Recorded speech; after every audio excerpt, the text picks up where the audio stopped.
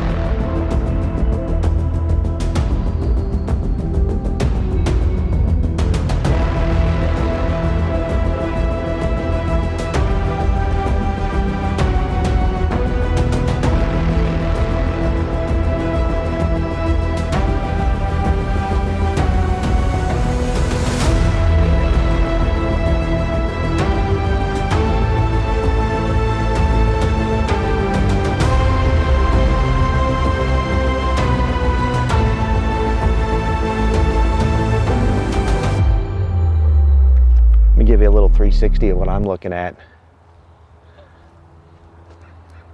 Again, there's the Cascade Mountains out in the distance. So pretty, so peaceful. There's already been a few visitors here to see Bruce Lee's grave, and Brandon Lee as well. There's Liz checking out the tombstones. Right in the middle of your screen is the graves of Bruce and Brandon. But it's so peaceful out here. So peaceful, and it's such a beautiful day. And being up here on this hilltop of Lakeview, you get that beautiful view of the Cascade Mountains out in the distance. So pretty.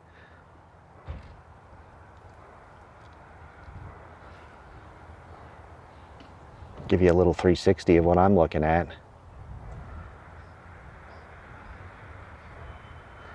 And somewhere down the road here is also, I looked it up, it's about 2 miles from the cemetery is the house of Kurt Cobain.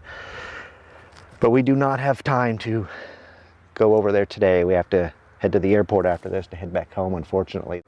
Also not a bad view. You get the Space Needle right there off in the distance. See, you got the Cascade Mountains over to the east, and over to the west, the Seattle Space Needle. Not a bad view at all. So real quick, before we head over to Bruce and Brandon Lee, there's another grave here, a famous grave. I had no idea until yesterday. And this kind of goes hand in hand with Bruce's grave, because this man co-starred with him in probably Bruce Lee's most famous movie. And it's interesting that he's here. Like I said, I had absolutely no idea. And he's up here somewhere. He is close to Bruce. Hang on. And here he is, right here. One John Saxon. August 5th, 1936 to July 25th, 2020. Down below it says, always in my heart. Gloria Martell Saxon. I'm not sure who that is, but you also know John Saxon. I mean, not only did he co-star with Bruce Lee in Enter the Dragon, but he was Nancy's father in Nightmare on Elm Street. Right there. I'm not sure how he died. Like I said, this was last minute really, so I had to show him because, you know, as I said earlier, this goes hand in hand with Bruce Lee. Right there, John Saxon. So here's some things about Bruce Lee. Let me start at the beginning here. He was born in San Francisco, raised in Hong Kong, and Lee was introduced to the Hong Kong film industry as a child actor by his own father. Now, it was in 1959 that he moved here to the great city of Seattle, and that's where he enrolled at the University of Washington in 1961. Now, it was during this time in the U.S. that he began considering making money by teaching martial arts, even though he aspired to have a career in acting. And he opened his first martial arts school out of his home right here in Seattle. Now, he later then moved to LA to teach. Fun fact, where his students included Chuck Norris, Sharon Tate, and Kareem Abdul-Jabbar, which you remember, Kareem Abdul-Jabbar was in Bruce's last movie, Game of Death. Now, it was in the 70s, his Hong Kong and Hollywood produced films elevated Hong Kong martial arts films to a whole new level and popularity, acclaim, that sparked a surge of Western interest in Chinese martial arts. The direction and tone of his films dramatically influenced and changed martial arts and martial arts films worldwide. He's known for his roles in 5 feature-length Hong Kong martial arts films in the early 70s. One of them, The Big Boss, Fist of Fury, The Way of the Dragon, which is also known as Return of the Dragon. And remember that movie? Chuck Norris. He fights Chuck Norris in that movie. Enter the Dragon, probably his most famous role, and Game of Death. Now, when Bruce Lee died, he ended up taking a nap. And when he did not arrive at his scheduled dinner, a friend came to his apartment, but he was unable to wake Lee up. A doctor was summoned and spent 10 minutes attempting to revive him before sending him by ambulance to the hospital. And unfortunately, Bruce Lee died July 1973 at the age of 32. And based on the autopsy report, Lee died from cerebral edema, which is an accumulation of fluid in spaces of the brain. And he's buried right here in beautiful Seattle's Lakeview Cemetery. Why is he buried here? Well, it's because of his family's connection to the area, Linda's desire to have him buried near one of his earliest students and near the University of Washington campus.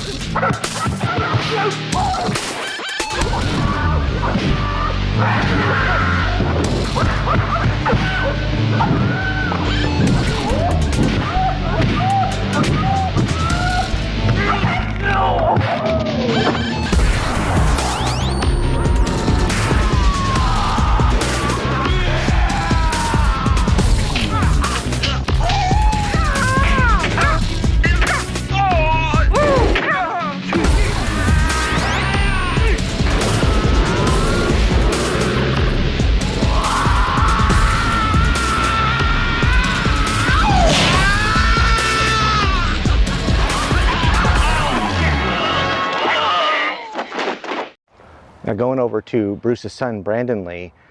Brandon was born on February 1st, 1965 at East Oakland Hospital in Oakland, California. Obviously, he was the son of martial artist and actor Bruce and Linda Lee. Now, from a young age, Brandon learned martial arts from his father,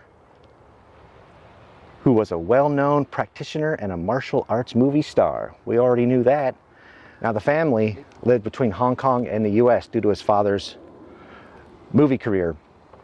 And while visiting some of his father's sets, Brandon became interested in acting.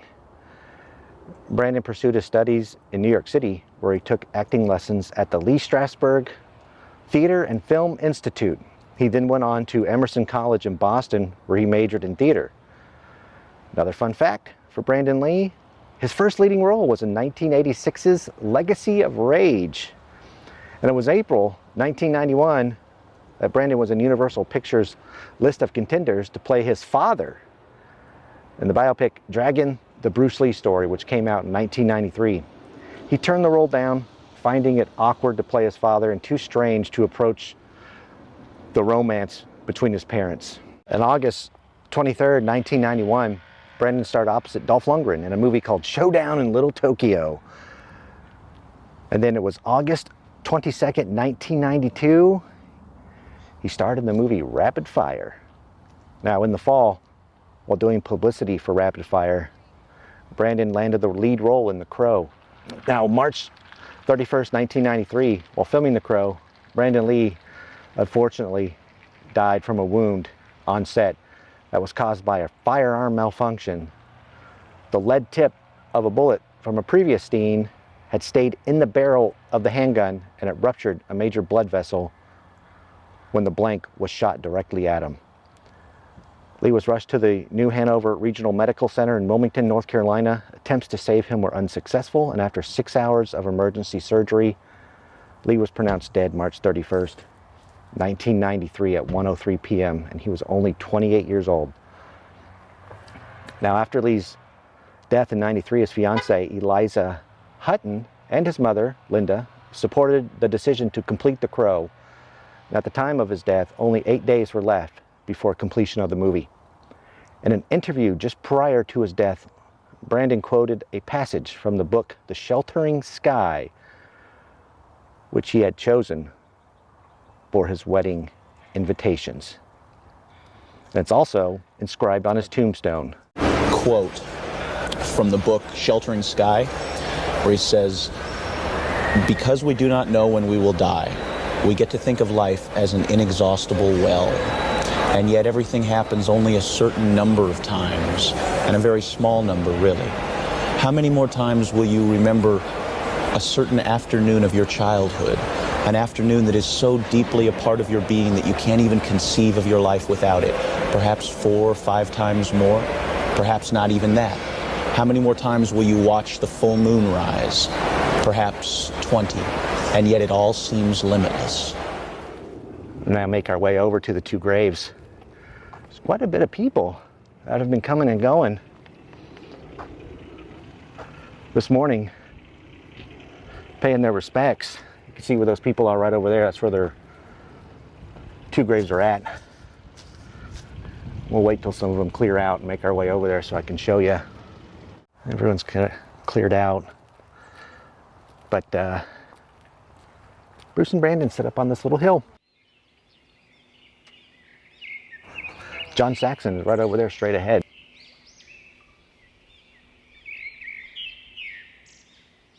But there they are.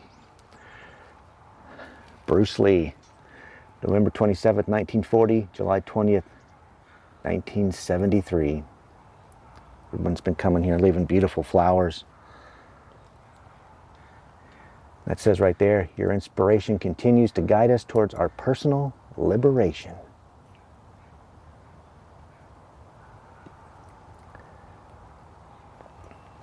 And right here is Brandon. Let me read you. I have this quote that's here on his marker.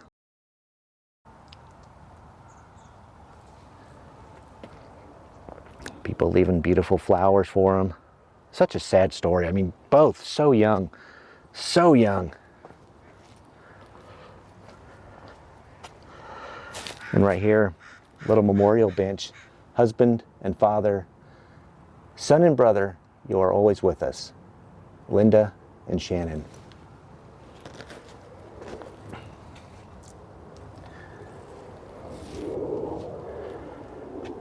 But I'll tell you, I grew up watching Bruce Lee movies. My favorite, I mean, Enter the Dragon, come on, that's a classic, his most famous one, but I always loved Game of Death. That fight scene with Kareem Abdul-Jabbar as Bruce Lee's going up those different levels. So cool. Great movie. Rest in peace.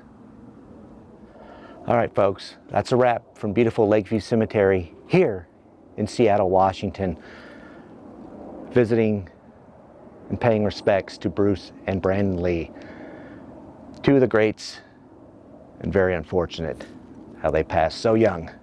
But if you're here in Seattle, come pay a visit. It's a beautiful place. John Saxon's right over there on that side to my left. Bruce and Brandon Lee are right here in their own little spot. Easy to find, very easy to find. So with that being said, we will see you down the road. Weird question to me when people ask me about, following in my father's footsteps. Because if by that you mean doing really excellent films and doing the kind of work that my father did, doing that quality of work, that level of work, absolutely, absolutely that's what I want to do.